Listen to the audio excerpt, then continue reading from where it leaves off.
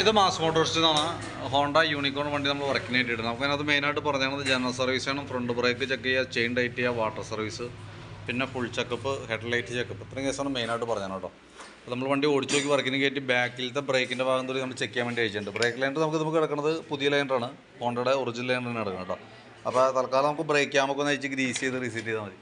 പിന്നെ നമുക്ക് അതിൻ്റെ വീലിൻ്റെ ഡാംബർ റബ്ബർ സെറ്റ് പൊട്ടി കിടക്കുന്നുണ്ട്, അതൊന്ന് മാറ്റിയിടണം.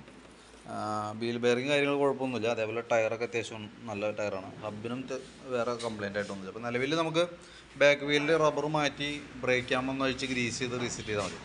പിന്നെ ചെയിൻ നല്ല രീതിയിൽ ലൂസായിട്ടുണ്ട്, അപ്പോൾ ചെയിൻ ഒന്ന് ടൈറ്റ് ചെയ്ത് കയറ്റാം. എയർ ഫിൽറ്ററൊക്കെ നമ്മളൊന്ന് ചെക്ക് ചെയ്യാൻ വേണ്ടി അയച്ചാണ്. കമ്പനി ലൈനറാണ്, ഹോണ്ടയുടെ ഒറിജിനൽ ലൈനർ തന്നെയാണ്, കുഴപ്പമൊന്നുമില്ല. ഒന്ന് തുടച്ച് ക്ലീനാക്കി റീസെറ്റ് ചെയ്താൽ മതി. പിന്നെ ബാറ്ററി നമ്മളൊന്ന് ചെക്ക് ചെയ്യുന്നുണ്ട്. 2024 മോഡൽ ബാറ്ററിയാണ് വണ്ടിയും ഇരിക്കുന്നത്. ആമറോണിൻ്റെ ബാറ്ററി 12 വോൾട്ട് 7 ആമ്പിയറുള്ള ബാറ്ററിയാണ്. ഞാൻ അതിൻ്റെ വോൾട്ടൊക്കെ ജസ്റ്റ് ഒന്ന് നോക്കി, 13.32 വരെ കിട്ടുന്നുണ്ട് വോൾട്ട് സാധാരണ ടൈമിൽ കേട്ടോ. ലോഡ് കൊടുക്കുമ്പോഴായാലും 9.85. ഇപ്പം നിലവിൽ ബാറ്ററിയുടെ ഭാഗത്ത് വേറെ പ്രോബ്ലം ഒന്നുമില്ല. പിന്നെ എഞ്ചിൻ ഓയിലിനെ പറ്റിയിട്ട് ഇതിനകത്തൊന്നും പറഞ്ഞിട്ടില്ല, പക്ഷേ ഞാൻ സ്റ്റിക്കിനകത്ത് ലെവൽ നോക്കുമ്പോൾ ഓയിൽ ലെവൽ കുറവായിട്ടാണ് കാണുന്നത് കേട്ടോ. അത്യാവശ്യം നോക്കുമ്പോൾ ഓയിലിൻ്റെ കളർ ഈ ഒരു അവസ്ഥയിലേക്ക് ആയിട്ടുണ്ട്. അപ്പോൾ ഓയിൽ മാറ്റാറായിട്ടുണ്ടെങ്കിൽ കൈയോടെ നമുക്കത് മാറ്റിവിടാം. ശരിക്കും ഓയിൽ ചേഞ്ച് വരാമെന്ന് പറഞ്ഞാൽ 3000 കിലോമീറ്ററിൻ്റെ അടിസ്ഥാനത്തിലാണ്. ഓരോ 3000 കിലോമീറ്ററിലാണ് എഞ്ചിൻ ഓയിൽ മാറ്റേണ്ടി വരാം. ഇതിനകത്ത് നിലവിൽ ജോബ് കാർഡിൽ ഓയിൽ ചേഞ്ചിനെ പറ്റി പറഞ്ഞിട്ടില്ല. അപ്പോൾ നോക്കിയിട്ടൊന്ന് ഞാനപ്പോൾ ലെവൽ കുറവ് ഉണ്ടാകണമെന്ന് അയച്ചാണ്. അപ്പോൾ 3000 കിലോമീറ്റർ ആയിട്ടുണ്ടെങ്കിൽ നമുക്കത് മാറ്റി കളയാം. അതല്ലെങ്കിൽ ആ ലെവൽ കുറവുള്ളത് നമുക്ക് ടോപ്പ് അപ്പ് ചെയ്ത് യൂസ് ചെയ്യേണ്ടതായിട്ട് വരും. പിന്നെ സ്പാർക്ക് പ്ലഗൊക്കെ ഒന്ന് അഴിച്ച് ക്ലീൻ ചെയ്യാനുണ്ട്. പുതിയ പ്ലഗാണ്, വലിയ പഴക്കമായിട്ടില്ല. ജസ്റ്റ് ഒന്ന് ക്ലീൻ ചെയ്ത് റീസെറ്റ് ചെയ്യാനുള്ളൂ.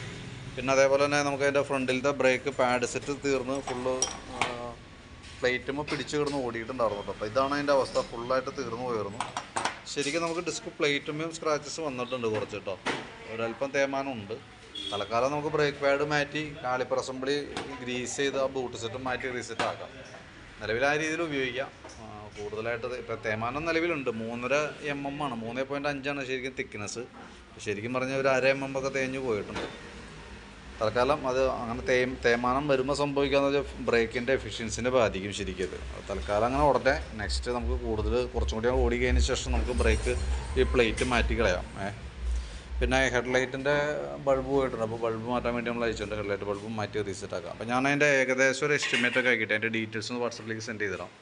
വീഡിയോ കണ്ടതിന് ശേഷം നോക്കിയിട്ടൊന്ന് റിപ്ലൈ ചെയ്യണം കേട്ടോ. അതനുസരിച്ച് നമുക്ക് വർക്ക് കംപ്ലീറ്റ് ചെയ്യാം. ഏകദേശം നമുക്കൊരു ഉച്ചയ്ക്കാകുമ്പോഴത്തേക്ക് തീരും. ഒരു 2 മണിയൊക്കെ ആകുമ്പോഴത്തേക്കും കംപ്ലീറ്റ് ചെയ്തെടുക്കാം നമുക്ക്. വാട്ടർ സർവീസ് അടക്കം കേട്ടോ. കഴിഞ്ഞ് നമ്മൾ കോൺടാക്ട് ചെയ്തോളാം.